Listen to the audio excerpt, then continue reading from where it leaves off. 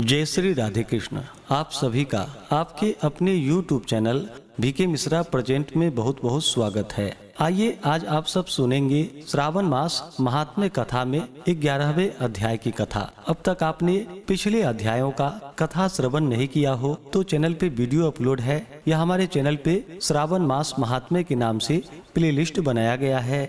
आप वहां से पिछले अध्यायों का कथा श्रवण कर सकते हैं। तो आइए सुनते हैं श्रावण मास महात्म्य कथा में 11वें अध्याय की कथा।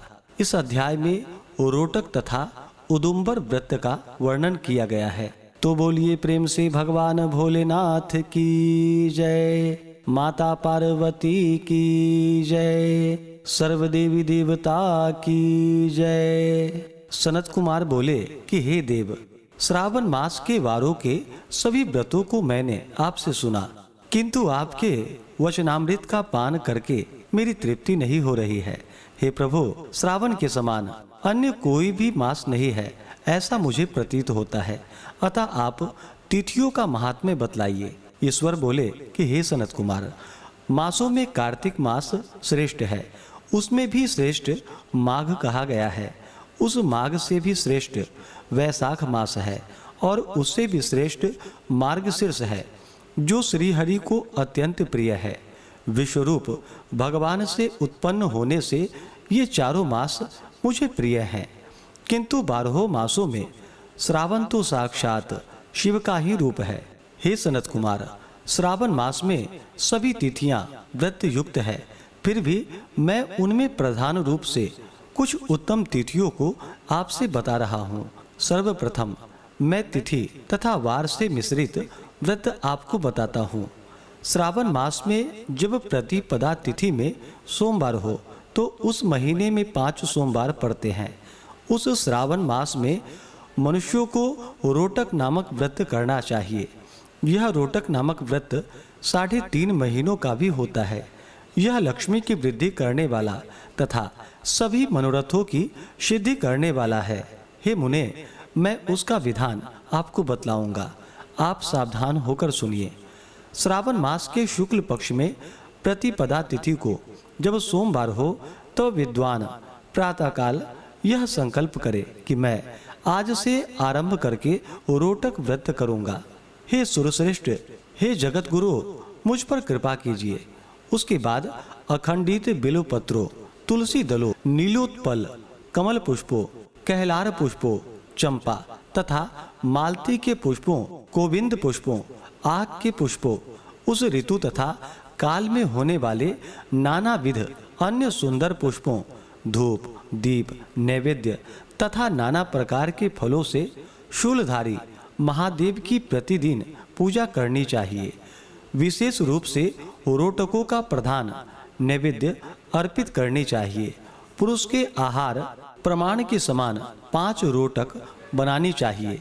बुद्धिमान को चाहिए कि उसमें से 2 रोटक ब्राह्मण को दे, 2 रोटक का स्वयं भोजन करे और 1 रोटक देवता को नैवेद्य के रूप में अर्पित करे। बुद्धिमान को चाहिए कि शेष पूजा करने के अनंतर अर्घ्य प्रदान करे। केला, नारियल, जंबीरी नींबू, बीज पूरक, खजूर, ककड़ी, दाख, नारंगी, बिजौरा नींबू, अखरोट, अनार तथा अन्य और जो भी ऋतु में होने वाले फल हों, वे सब अर्घ्य दान में प्रशस्त हैं। उस अर्घ्य दान का आप फल सुनिए। 7 समुद्र सहित पृथ्वी का दान करके मनुष्य जो फल प्राप्त करता है, वही फल विधान पूर्वक इस व्रत को करके वह पा जाता है। विपुल धन की इच्छा रखने वालों को यह व्रत 5 वर्ष तक रखना चाहिए। इसके बाद रोटक नामक व्रत का उद्यापन कर देना चाहिए। उद्यापन कृत्य के लिए सोने तथा चांदी के 2 रोटक बनाए। प्रथम दिन अधिवासन करके प्रातःकाल शिव मंत्र के द्वारा घृत तथा उत्तम बिल्व पत्रों से हवन करे। हे तात, इस विधि से व्रत के संपन्न किए जाने पर मनुष्य सभी वांछित फलों को प्राप्त कर लेता है।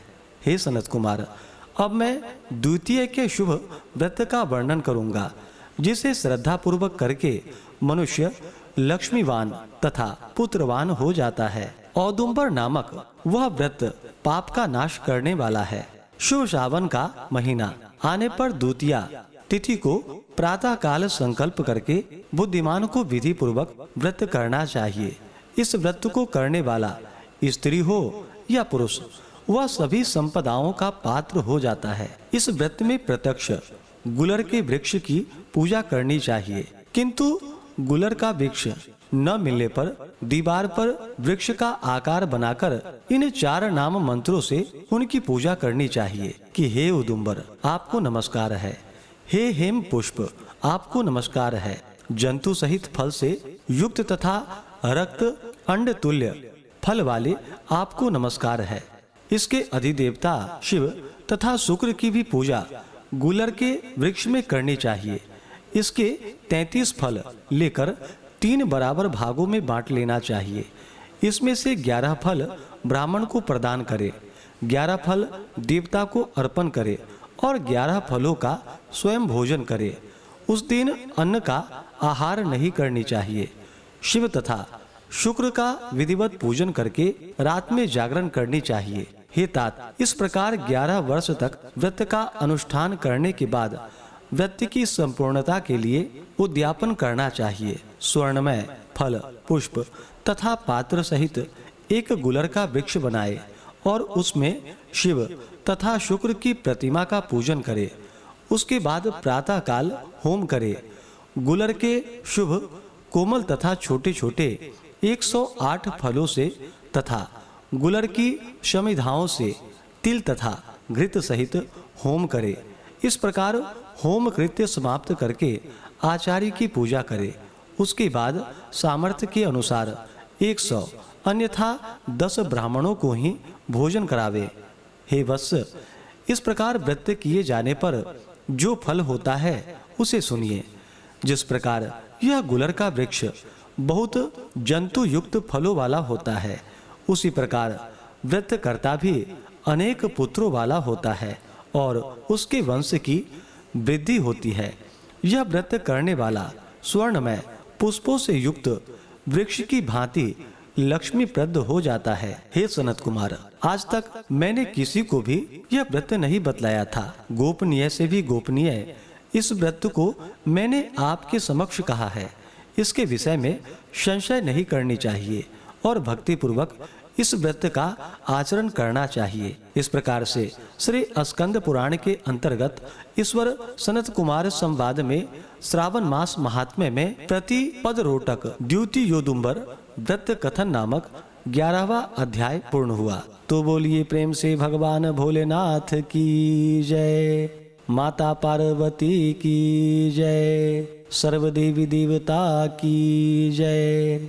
इसी प्रकार से आगे के अध्यायों को सुनने के लिए चैनल पे अगर आप पहली बार आए हैं तो चैनल को लाल बटन दबा करके सब्सक्राइब करें, साथ में बेल आइकन घंटी को दबाएं ताकि आने वाली वीडियो का नोटिफिकेशन आपको समय से मिलता रहे। वीडियो को लाइक करें, शेयर करें। सुखी रहें और स्वस्थ रहें। जय श्री राधे कृष्ण। धन्यवाद।